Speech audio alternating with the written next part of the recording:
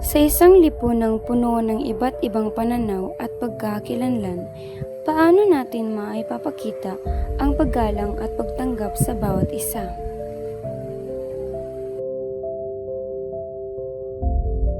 Ang pagkakapantay-pantay ay hindi lang batas, kundi pang-araw-araw na asal.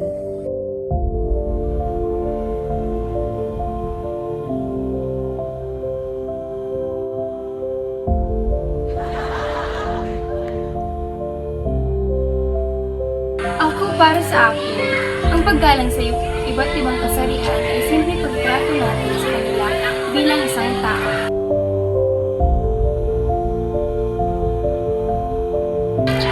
Minsan, hindi pagkakaunawan pero mas madaling maresiba kung pipiliin nating makinig kaysa humusga.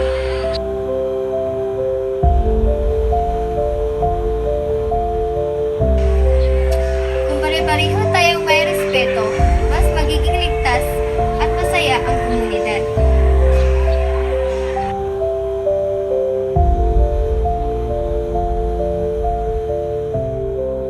Mapapakita ang equality sa simpleng pagtulong, pagrespeto at pag-iwas sa pang-aasar.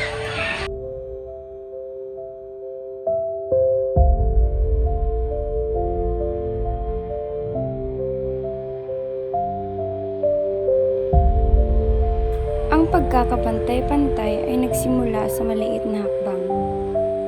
Tayo ang bumuo ng lipunan. Tayo rin ang magpapahalaga ng respeto at pagkakapantay-pantay. Simulan natin sa ating sarili.